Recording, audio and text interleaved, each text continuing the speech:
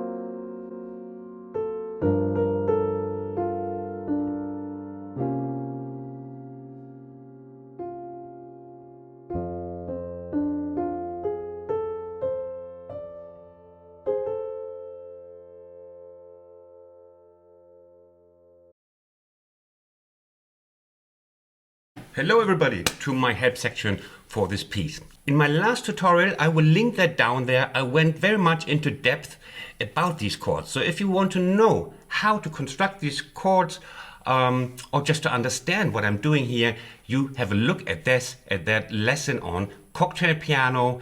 A lot of interesting stuff if you want to play from chord symbols yourself or just to learn. The first chord is we have the D minor 7. And you see I don't play the root, it's the jazz voicing again with the intervals 3, 5, 7, 9. It's also good for learning just this piece to remember that 3, 5, 7 times, to remember what it first looks like and what intervals they are.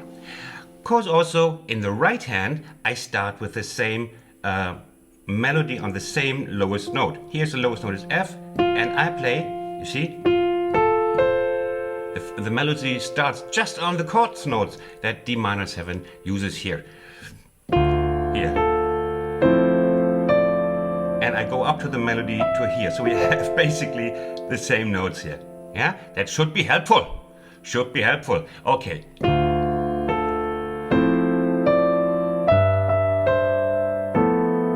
And I also just go down. I'm so sweet to you today. Look. What the D, and then that's easy to learn, mate. It's just easy peasy lemon squeezy now. And the trick I also explained to you in the lesson on this style on cocktail jazz piano is that the D minor 7 going to the next one, G7, is just moving one finger. It's called the A voicing. Play from D minor 7 to G7, we just move one finger. That makes it easier for you to learn. Again, you see, remember this one. When you move to the G, you remember where you were and just move the index finger. Again, just the same. La, la, la, la, la, la, la, la, la. It's like a holiday. But don't worry, it's getting better. And we just add these two. So remember what is the same and what is added. So this is just repeating.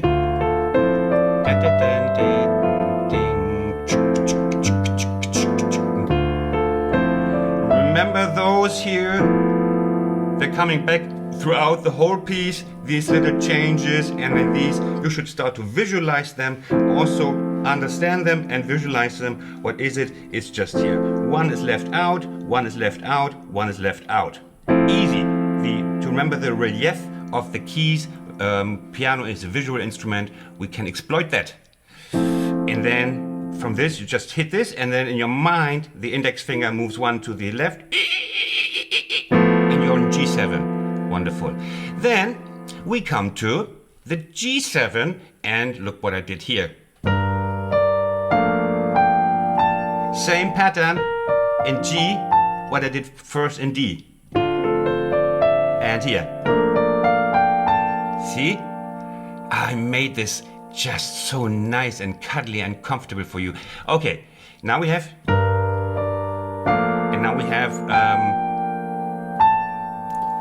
the G minor 7, and we play this in the B voicing. You don't have to understand what the B voicing is, but here we play the voicing 7, 2, 3, 5 here. And again, when we go to C, we just we take little finger, small finger. I think you call that pinky, right? Never understood that. Mine is not pink. Okay, and it moves to the left. And now we're in C7. Okay, G7, G minor 7. Pinky goes downhill here. So the voicings here are remember that, and then from G minor 7 to C7. Okay. Now, and here you have half the rent of the piece already, and you can enjoy the melody. Now we go to A minor. We play that a little bit different, and here we have the first little touch of blues. Yeah, you can do that, huh? Yes, I trust in you. You can slide this little index finger, sounds nice and a little bit bluesy. And then we go to jumpy, jumpy. Now, here's the next one to remember.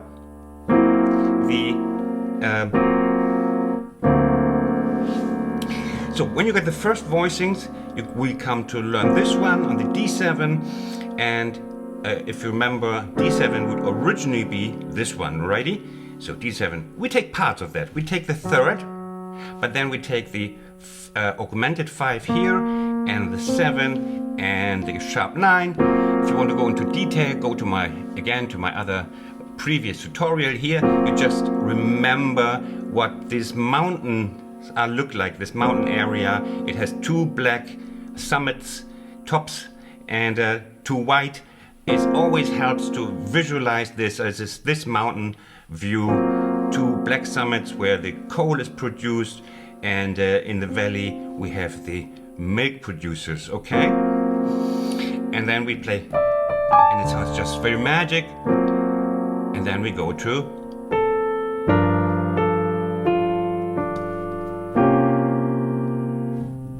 just 4th notes.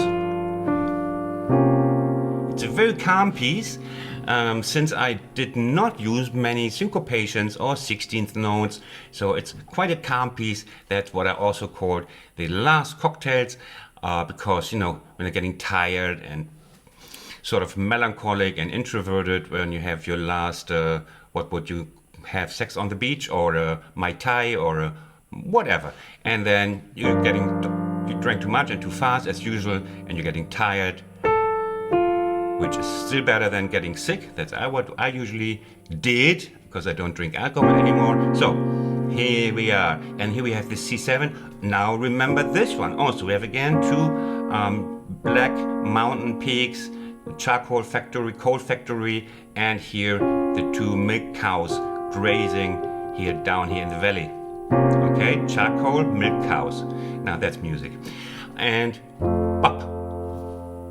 Now we play the dominant, and here's another one to remember. We have 3 coal factories and 1 milk cow here. Look always at remember this, take your hand into the lap, not the laptop, but lap, and then visualize it. Where are these? Can you see them? So that you're in control and not do what piano students love to do, is they come and then no. You know, that's not control, that's just fumbling. And fumbling is for teenagers. We do control. We see what it is, we learned it, you focus, and you take your hands off, and you know where it is. You're in control, you're not a teenager anymore. There are no teenagers on my channel. And then the beautiful thing is, it comes all back. The A part is now the same, which is rare for me, because usually I love to torture you with little differences in the different A parts. But hey, I read a little bit in the Bible, and just about understood what mercy means. Then we come to the bridge going to the B part. And we have the F major, and then we have the F7. Still, you don't have to move a lot. It's again, the root is always spared, not always, but 99%. It's around the root 7, 2, 3, 5 voicing, and then this one. Now we come to the B part. So many of you know already that there's a slow replay coming afterwards, where you can just follow at your own speed, and I will just play the hard bits here in this lesson. And now we're coming to the B part, and here we go to the B major, and you will also see it's a 7, 9, 3, 5 voicing for you who already understand that bit about the voicing. So, and also, first of all, look again at the other voicings that come, like we have this A minor, and we have again the D7 you know already. Righty? Now that is important. And the next G minor that is coming,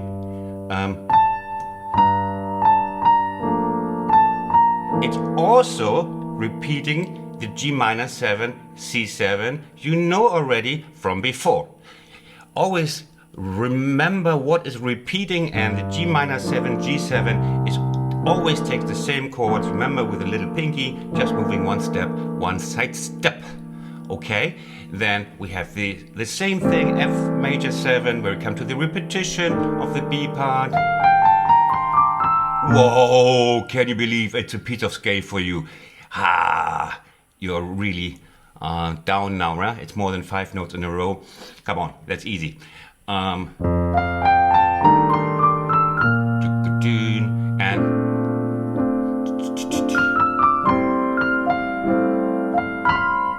here, look at this one. 2-finger power slide on the C, gives a little bluesy touch. Here. And again, look, the G minor 7.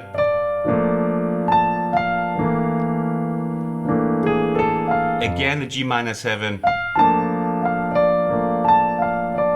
And C7. Now we played without the bass. Sometimes you can do that because your brain remembers what chord it is. It's not now remembered as like a kind of F thing, but it remembers, it completes the chord, the C chord, even if we don't play the bass note. So this is now C7, just as before, and finishing of the song, and now we do a little bit of hope you like it, and I hope you buy it. Even if you have never heard of sheet music and you don't even know what a piano is, you think it's, I don't know, it's a strange fruit from Australia, you still buy my sheet music because you're supporting me here. And I see you in my next tutorial. I wish you all the best. Take care. Be happy and healthy. Bye bye from Berlin.